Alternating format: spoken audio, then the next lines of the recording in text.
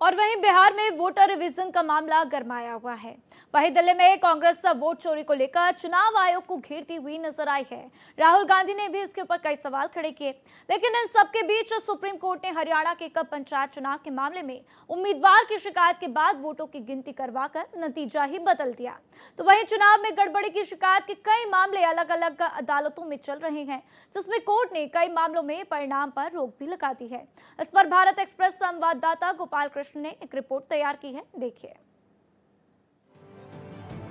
चुनावों में गड़बड़ी के लगातार लगाए जा रहे आरोपों के बीच सुप्रीम कोर्ट ने एक मामले में अहम फैसला लिया है और चुनाव नतीजों को बदल दिया है। मामला हरियाणा के पानीपत के बुआना लाखू ग्राम पंचायत के सरपंच चुनाव का है। इसे लेकर कोर्ट ने अपने सामने ईवीएम की दोबारा गिनती करवाई और याचिकाकर्ता मोहित कुमार के हक में फैसला सुना दिया। कोर्ट ने मोहित कुमार को 51 वोटों से विजयी घोषित कर दिया। साथ ही सुप्रीम कोर्ट ने जिला प्रशासन को निर्देश दिया कि 2 दिनों के भीतर मोहित के सरपंच बनने की आधिकारिक अधिसूचना जारी करते हुए शपथ दिलाए। देखिए, दोषी के खिलाफ कार्रवाई का जहां तक सवाल है, यह जो माननीय उच्चतम न्यायालय का फैसला है उसमें जो भी ऑब्जर्वेशंस या जो भी फाइंडिंग दी गई है उसके संबंध में, उसी के आधार पर वो डिसाइड होगा। रही बात कार्यकाल की, अगर ये अभी तक जो शेष कार्यकाल है, यह जो नियुक्ति है आदेशानुसार माननीय उच्चतम न्यायालय के, सिर्फ जो है उसी अवधि के लिए मानी जाएगी। चुनाव में हुई गड़बड़ी के लिए जो अधिकारी दोषी हैं, उनके खिलाफ किस तरह की कार्रवाई होनी चाहिए, इस पर चर्चा शुरू हो गई है। देखिए, अगेन मैं यही कहूँगा कि जो उस प्रीवियस सरपंच का जो 3 साल का कार्यकाल था, निश्चित रूप से वो एक प्रशासनिक घोषणा के अनुसार ही उनको नियुक्त किया गया था।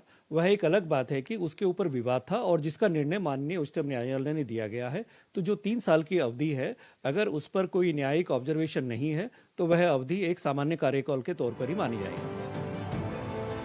वहीं दूसरी तरफ इसी तरह के एक और मामले में नैनीताल हाई कोर्ट ने उधम सिंह नगर जिले में हुए पंचायत चुनाव के नतीजे पर रोक लगा दी। उधम सिंह नगर के जिला पंचायत अध्यक्ष के पद के उम्मीदवार जितेंद्र शर्मा ने हाई कोर्ट में चुनाव को लेकर याचिका दायर की थी, जिसमें कहा गया था कि राज्य सरकार ने प्रदेश में जो त्रिस्तरीय पंचायत चुनाव कराए हैं, वो 2011 की जनगणना के आधार पर हैं, जबकि तब से अब तक कई जिलों में जनसंख्या में कमी और बढ़ोतरी हुई है। वहीं मौजूदा समय में ओबीसी की सबसे ज्यादा जनसंख्या हरिद्वार, उत्तरकाशी, उधम सिंह नगर और देहरादून में है।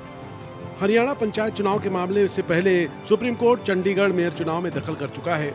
याचिकाकर्ता कुलदीप कुमार ने मेयर चुनाव के लिए जारी अधिसूचना को लेकर पंजाब एवं हरियाणा हाई कोर्ट में याचिका दायर की थी।